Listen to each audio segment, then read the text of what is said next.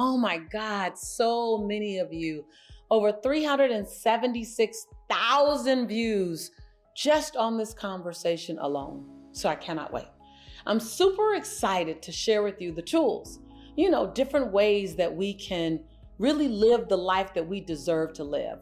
Operate in the abundance that we seek to operate in, like call in the abundance that we deserve. That's our birthright.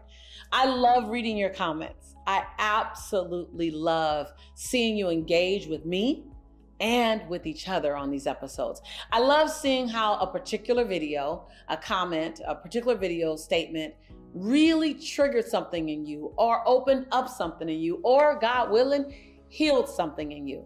In the video, how to teach people how to treat you, or teaching people how to treat you, I noticed a common thread.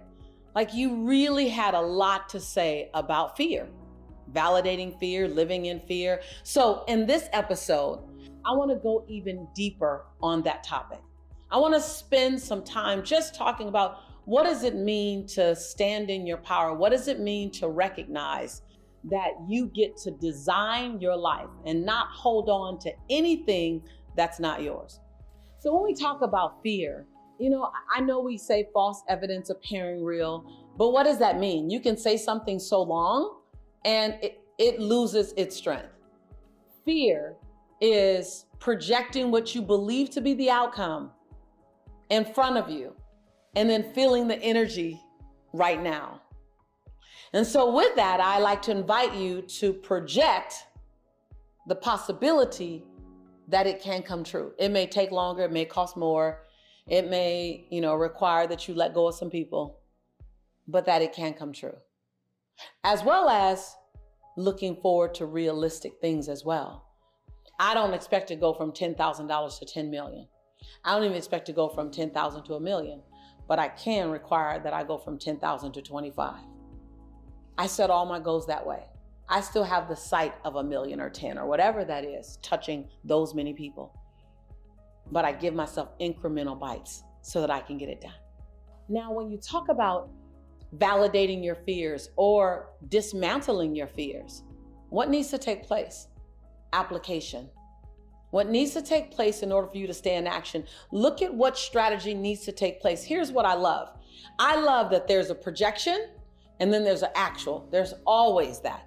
You think you know what's going to happen when you're going to the movies. You think how a movie's going to turn out. You think how it's going to be when you go out to dinner. You have an idea what it's going to be like at an amusement park. And then all of those projections are replaced with actuals.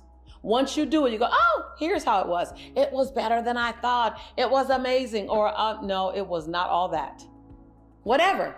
You've replaced the projection with the actual. So here's the other thing. When you're managing fears and when you're climbing over fears, you want to look for action so you can replace the projection with the actual. Because if you don't replace the projection with the actuals, you're always sitting back going, okay, what could have happened? Here's what I think would have happened. But you never really know. Remember, this show is not just a monologue. This show is a dialogue. I would love to hear from you. What's the biggest aha that you have from this particular episode? You may not have seen a previous episode when I talked about fear. You may have just tuned into this and you needed the conversation of fear right now, or you needed one of the application steps. Matter of fact, which one will you be using in the next 7 days? Come on, talk to your sister. After all, this is your home. You're always welcome here. We are your tribe. I'd love to see you again. And I am your sister in prosperity and in possibility. And every single time that I say that I believe in you and that I love you, it's because I do. I'll see you real soon. Take care.